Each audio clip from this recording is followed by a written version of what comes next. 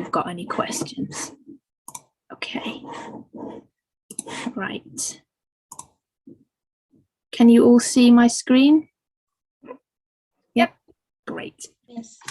Okay, so this is just to show you that you all have this type of probe, or will have when your scanner arrives. It may be larger than this if you picked a large convex, but it's an electronic probe. So that means a lot of you are in the same groups as me. I see your names on Facebook all the time, and quite a lot of people who are buying on sort of Amazon and eBay, they'll have ones that are more like this one on the left. So it's a mechanical probe. It vibrates in their hand. It'll be a much coarser image than yours, and they won't be able to adjust their controls in the same way that you will. So, you know, if you're talking to them, sometimes what you're able to advise them won't really transfer to them. So just, you know, the difference between your machine and theirs. So frequency is a very important control. You all have multi-frequency probes. So that means if you are scanning a very big goat, you might want to bring your frequency down so that you've got really good penetration. So let me just show you, open up my ScanX. You can see my my scanner screen now, right? Yeah, great. So let me get some gel on here. So I don't know, I think Chanel, you're pretty confident with controls by now, so I'm sure you've changed everything around, but I don't know everybody else's background with ultrasound, so I'll just show you where everything is. So this is my liver. I'm just going to change my depth. The interference here is because I'm sitting right next to my computer, and there's electronic interference, so you're not going to get this funny pattern on your probes. So here's the frequency. I've got the microconvex probe, the smaller one. So because I'm big, I'm not a small animal, I will be at the lowest frequency possible to get the best penetration. If you're scanning very small goats, sometimes you have those really slim Nigerians, or in the UK we have a lot of pygmies. I don't know if there's a lot of pygmies in the US, but it's a big thing here. So for them, you might want to scan at the highest frequency possible, and higher frequencies will generally give you better quality images. But I'd say the main thing to remember is if you're struggling to see, do you see how down here I'm kind of losing detail? I'm not able to penetrate. So if that was you scanning a goat and you wanted to see down here and you couldn't see, then you would want to reduce your frequency. It's not going to help massively with me because I'm really too big to be using this probe on. I should be using, if I was scanning myself, I should be using the larger one that some of you have. That's just to demonstrate where that is. Okay, and then gain. This is something that I'm sure you've all played with already if you've ever scanned before. So on your ScanX, it's going to be this button here. Pretty much all the main controls that you need are going to be here on the first page on your ScanX. You won't have to look for them. So you just click it there, and then you just tap where along this sliding bar you want to adjust it. And it's just a matter of increasing it until you can see what you need to see. So you don't want things ridiculously bright so that it's all washed out, but you don't want to be scanning really dark like this where you can't see anything. Don't worry about this number here, just adjust it to what looks good for your eye. So, you know, a lot of people I see, they go on Facebook and they say, please can you tell me your settings for your goat scanning? I mean, it doesn't really mean anything, to be honest. You're better off just adjusting it until you can see what you need to see, not worrying about anybody else's settings. Okay, focal zone is not massively important with your scanner. It tends to follow you about. So let me go back to here, unfreeze. And hopefully you all know on your machine, you tap to freeze, but to unfreeze, you slide. And that kind of gets people every time because it's the only thing you slide on. On these bars that look like you should slide, you don't, you just tap where on the bar you want to move it to, because if you slide, it's kind of overwhelms your machine with controls, with commands, sorry. So you want to just tap. Whereas the freeze, when you unfreeze, you slide it because you don't want to accidentally unfreeze it when you don't mean to. So that's the logic behind it, but I know it does get people every time. So just remember that it's a slide to unfreeze. So here's your focal zone where you have these arrows. You can change your number of focal points. Usually 1 or 2 is enough. If you have multiples, it slows down your frame rate, so better not to have loads. But what I say with this is when I change my depth, I'll mention depth properly in a minute, but do you see how your focal zone is still kind of in the middle? It kind of follows you about, and it knows that you're always going to be looking around about the middle of your screen. So most of the time, you don't actually need to adjust it. If you want to adjust it, it's just here, focal position, and same as everything. You just press on the bar to move it up and down.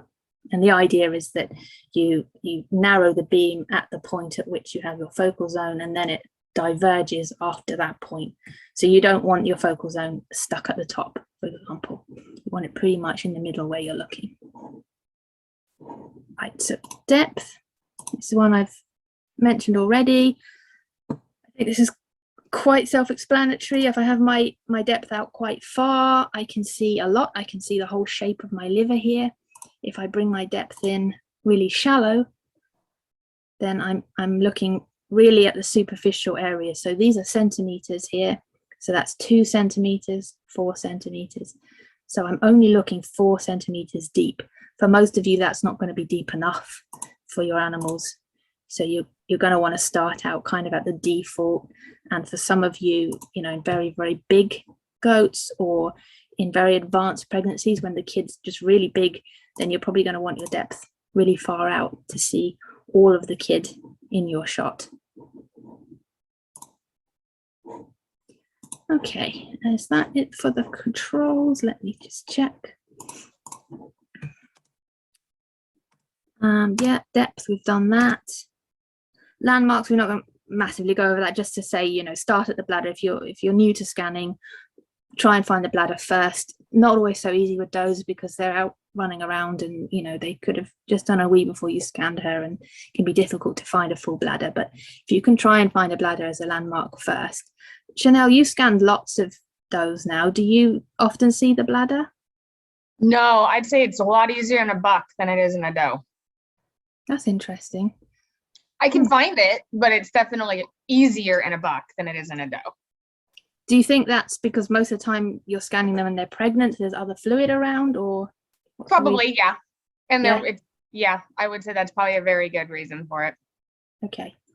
All right. Yeah, I mean, if you're ever scanning other animals, I don't know if any of you are scanning like dogs, for example, you know, it's a lot easier on them because things seem to be a bit more separated and they don't have as much fluid in their uterus when they get pregnant. So you can kind of isolate, there's a bladder and there's the uterus. Whereas, you know, when a doe is pregnant, it's just this massive amount of black fluid, yeah, particularly in early pregnancy. So I think that's why it's difficult to find it sometimes.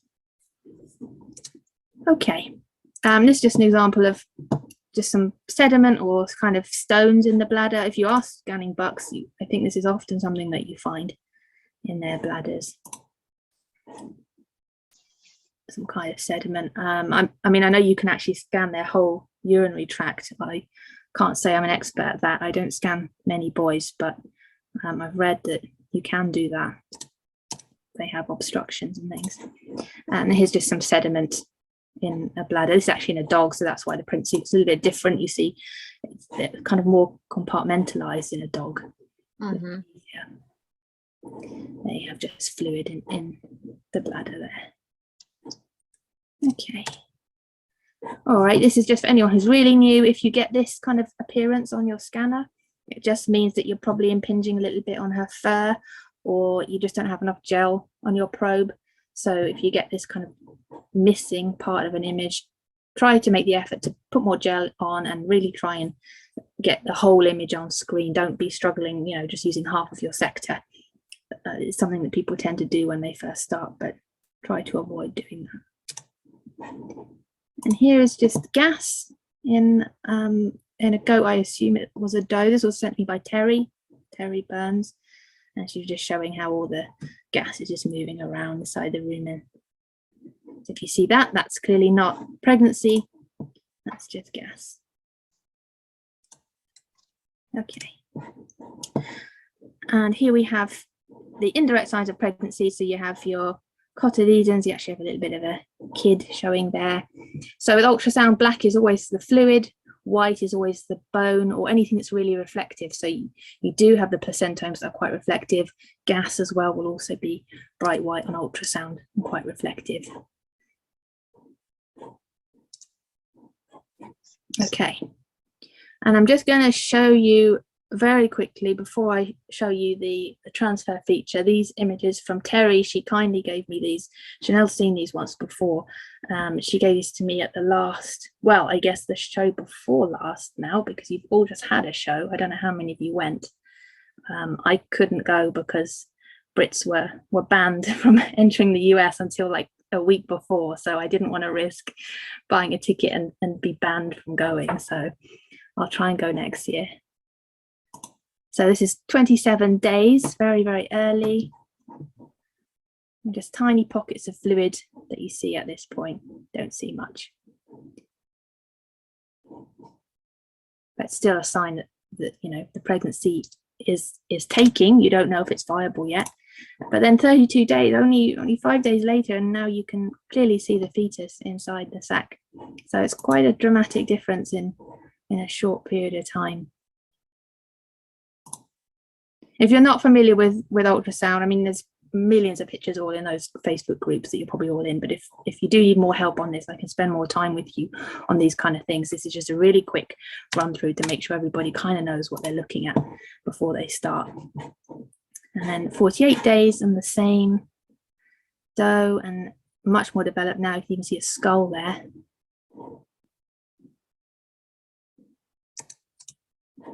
And then 72 days. So now it's really developed. I think you can see, yeah, you can see a big skull, you can see his spine. It's moving around. I really appreciate these images. If you collect images, then please, I'd love to see them. They really help. We don't have as many goats here. I mean, here it's very weird. We have massive farms that will have like 500 goats, and they'll all be the same, they'll all be Sarnans or something. We don't seem to have the diversity that you have, and we don't have the smaller farms. A lot of you might have 10 or 20 or 30 or 40 goats. You might not necessarily have hundreds of goats, and that kind of doesn't exist here, surprisingly. I mean, people have like 1 or 2 and then not really be that into goats, or like I say, people have hundreds and it's like a commercial thing. So yeah, I do love to see your pictures, so please do send them in if you get any nice ones. So let me make sure you know how to do that. So we're back to live scanning.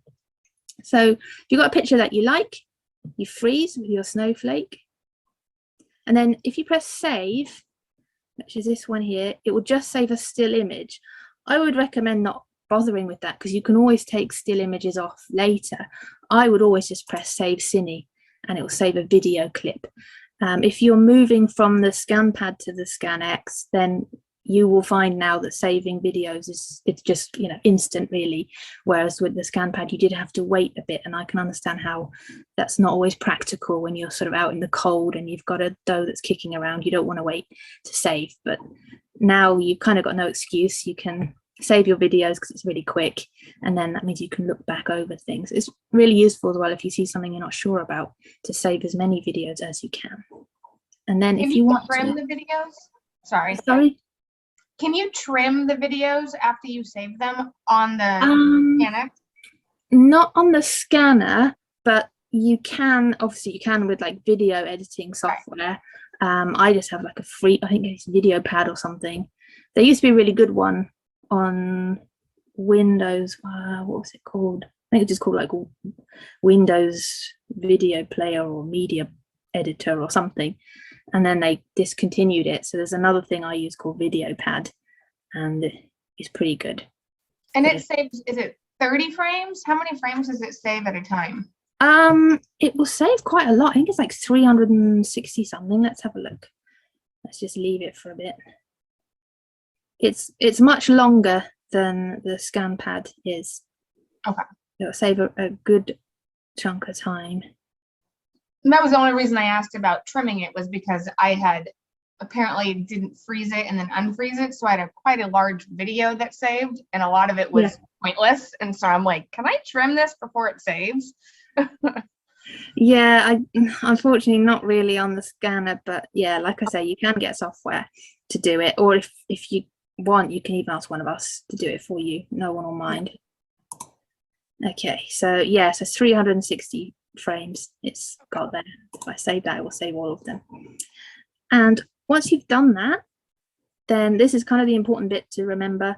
You are going to go to function and info. This is at the end of your exam, or later in the day. You don't have to do this at the time.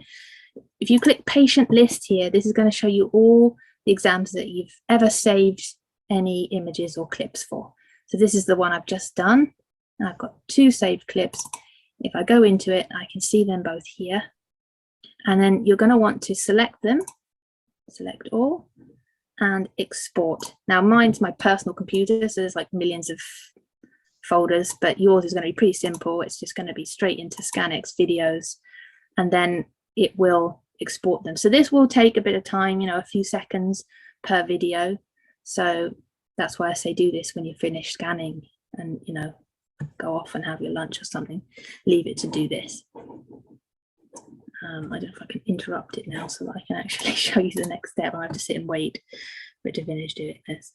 That was a bit of an error. Should you enter the patient information prior to doing scanning, or can you enter all the patient's information after you've saved all the videos and do it that way?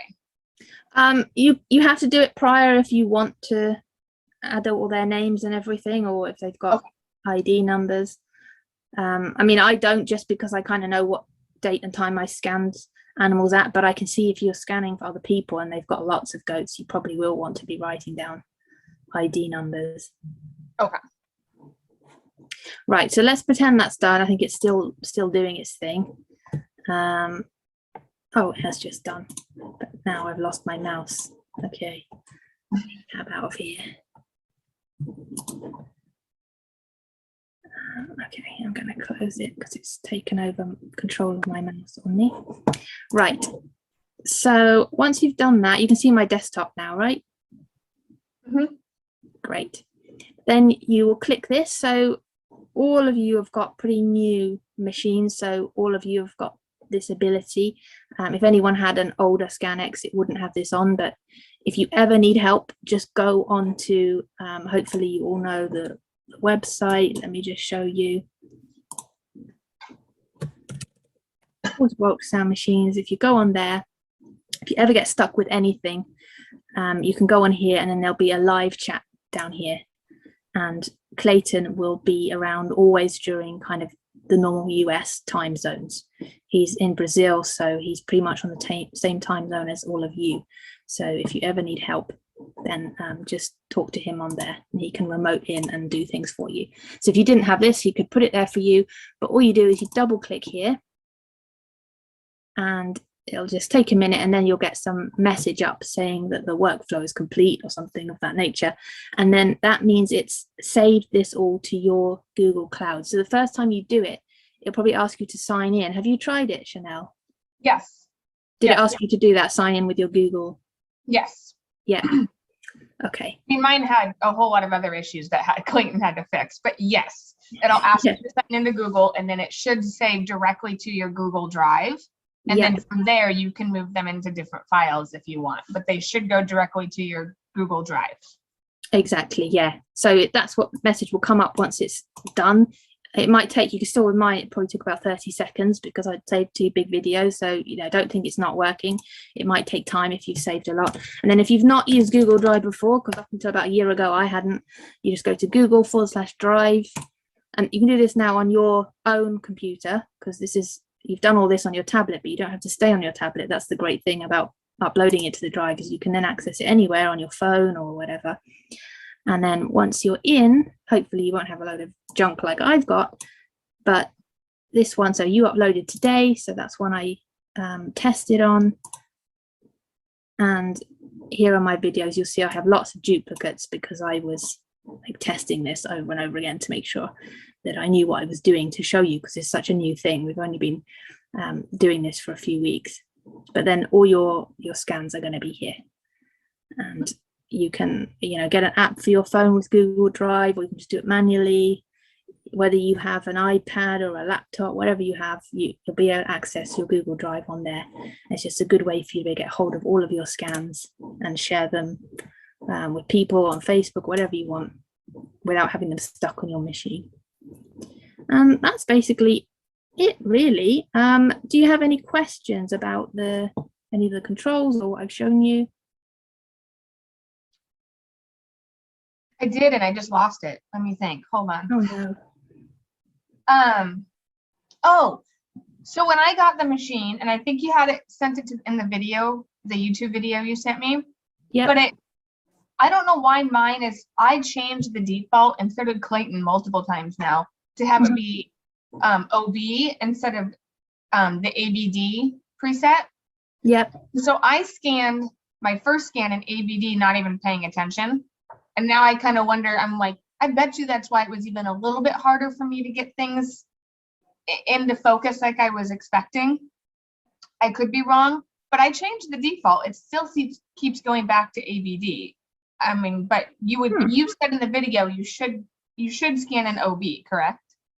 Well, if you scan in OB, it's useful if you're scanning animals where there are gestational age calculations in your machine already, so like dogs and cats and cows. For goats, it's not so important, and you can make your own preset for goats. So I mean, it's interesting you say you prefer OB. Maybe you just prefer the way the presets are, but actually it kind of shouldn't really matter, because you're not going to be using the main thing of OB, which is the gestational age calculations. If you're doing that, you're going to have to do that manually, sadly. Right. Okay. Again, it was the first one, so I could just be my eye was, not, but it was totally different than the other machine stuff. Yeah, I know it does take a while. Well, yeah, see how you feel. Let me know kind of in a few weeks. Okay. If you feel one's better than another, be interesting. All right. Any other questions, anybody? Everybody else is on mute, so I'll give a few seconds for anyone to type. I've got a question I noticed when I scan, when I'm done and I look at the patient list, some of them say that it's paused and some of them say the scan is, I don't know if it's complete or whatever, but what makes it be paused versus done? Paused, it would be like if you just exited out of the application without first ending the exam. So if you go to, I'm just checking, I know you can't see my screen, but yes, if you go to that patient list function and info as you did before, if you did like new exam, for example, so if you were scanning those back to back, then it would close that previous exam and then start a new exam. Whereas if you just exit out and don't officially close the exam, that's why it says paused. I do that all the time, so it's not like wrong or anything. You don't have to worry if you're doing that, because I always forget and I always do that. So it doesn't make any difference as far as uploading the videos or anything? No. Okay. It'll be fine. Thank you. Okay. All right. Chanel, any other questions or ideas? Not yet. No? Okay. I'll know this weekend.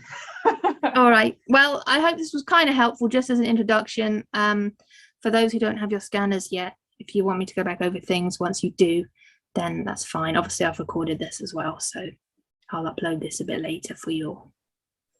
Oh, I see. So I was just listening to their comment. So at the top, when you're under the patient list, you can either hit new exam or continue exam. So if you're continuing the same goat, for example, or dog, you could then continue on scanning and it'll save them all in one bulk location for that patient. Yeah, you could do that as long as you wouldn't sort of find that confusing. I mean, I actually haven't tried that. I guess it's going to date stamp the images correctly. So I suppose you could create a kind of a series on the same animal if you wanted to. I think I might get confused, but I haven't tried that, to be honest. Oh, okay. Yeah, Will we be getting a copy of this? Of this? Can we? This Zoom meeting? Yeah.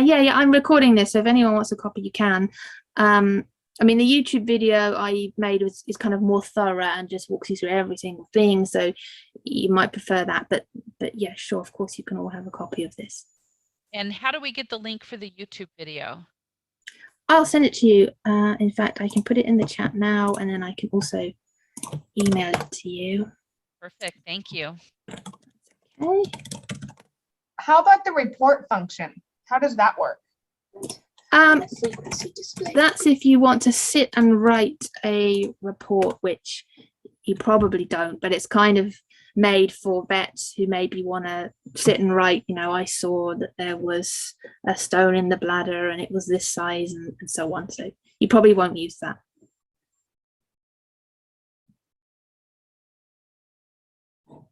Okay, I'll put the link there. All right, so is everyone happy? Mhm. Yeah, okay. All right, well, I'll let you all get on with your day then. You're very welcome, Jennifer, and I will make sure I send this link by email a bit later to you as well. I might ask Dativa to do it in the morning so you all get it. Okay, Right, thank you. thank you very much. Thank you. Bye.